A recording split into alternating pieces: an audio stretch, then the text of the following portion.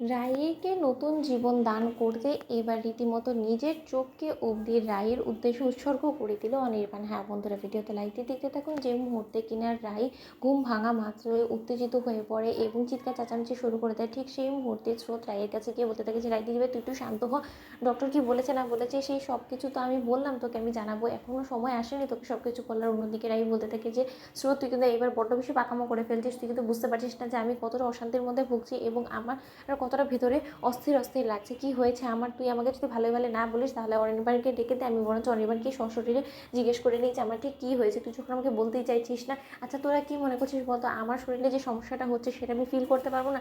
আমি এমনিতেও বুঝতে পারছি যে আমার যে রোগটা হয়েছে সেটা কোনোদিনও আর ঠিক হওয়ার নয়, আমি হয়তো বা কোনোদিনও আর পৃথিবীর আলো দেখতে পারবো না এবং আমি হয়তো বা কোনোদিনও আমার সন্তানকে অবধি দেখতে পারবো না।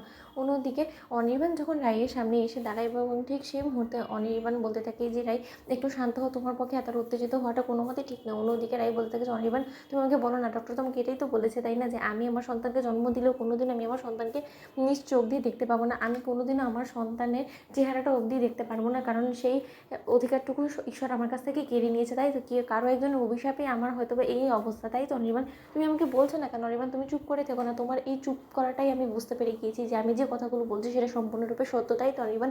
অন্যদিকে রাই বলতে থাকে যে অনির্বাণ তার মানে কি আমি কোনোদিনও আর আমার সন্তানকে দেখতে পারবো না?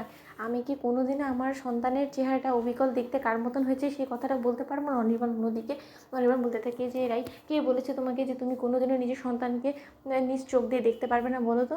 অন্যদিকে রাই বলতে থাকে যে না অনির্বাণ, আমি বুঝতে পেরেছি, আমার সন্তানকে এখন থেকে আমার তোমার চোখ দিয়ে দেখতে হবে, আমার আমার সন্তানকে শুধু হাত দিয়ে ছুঁয়ে ফিল করতে পারবো, আমি কোনোদিনও আমি আমার নিজের সন্তানকে আর আমি আমার কাছে আগলে রাখতে পারবো না, কারণ যখনই আমি আমার সন্তানকে আগলানোর চেষ্টা করব তখনই আমার মনের মধ্যে একটা ভয় কাজ করবে যে কখন যেন আমার কারণে আমার সন্তানের না কোনো ক্ষতি হয়ে গেল, কারণ আমি তো চোখে কিছুই দেখতে পাই না, আমি তো অন্যের উপরে নির্ভরশীল, তাহলে আমি আমার সন্তানকে কী করে নিজ হাতে মানুষ করবো? অনির্বাণ বলো না। অন্যদিকে অনির্বাণ বলে থাকে যে রাই সব হবে, তুমি ঈশ্বরের উপরে একটু ভরসা রাখো, ঈশ্বর এতটা তোমার উপরে কোনোদিনও নিষ্ঠুর হতেই পারে না, তুমি দেখিয়ে নিও, আমার কথাটা মিলিয়ে নিও, যে করেই হোক না কেন তুমি অবশ্যই তোমার ডেলিভারির আগেই তুমি এই পৃথিবীর আলো দেখবে এবং তার থেকে বড় কথা তুমি যখন তোমার সন্তানকে নিজের হাতে তুলবে ঠিক সেই মুহূর্তে তুমি তোমার সন্তানকে নিজ চোখ দিয়ে দেখতে পারবে। রাই তুমি এতটুকু অন্তত আমার উপর ভরসা রাখো, তুমি আমার উপর এতটুকু তো অন্তত বিশ্বাস করো, তাই না?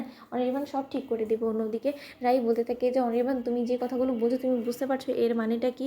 আমি আমার ডেলিভারির আগে আমার চোখ কী করে ঠিক করবো বলো তো, যেখানে কিনা ডক্টর অলরেডি তোমাকে বলে দিয়েছে যে এইটার কোনো রকম কোনো ট্রিটমেন্ট এখনও পর্যন্ত বের হয়নি এবং ডক্টর আমাকে কোনোভাবে ট্রিটমেন্ট করতেও পারছে না, শুধুমাত্র আমি প্রেগনেন্ট বলে, কারণ আমাকে যদি ডক্টর কোনো রকম কোনো হাই পাওয়ারের মেডিসিন দেয় তাহলে সেটা সন্তানের জন্য ক্ষতিকারক হবে, তাহলে তুমি এসব কথা কী করে বলছো অনির্বাণ? তো বন্ধুরা লাইক এবং শেয়ার করে সাবস্ক্রাইব করতে ভুলো না।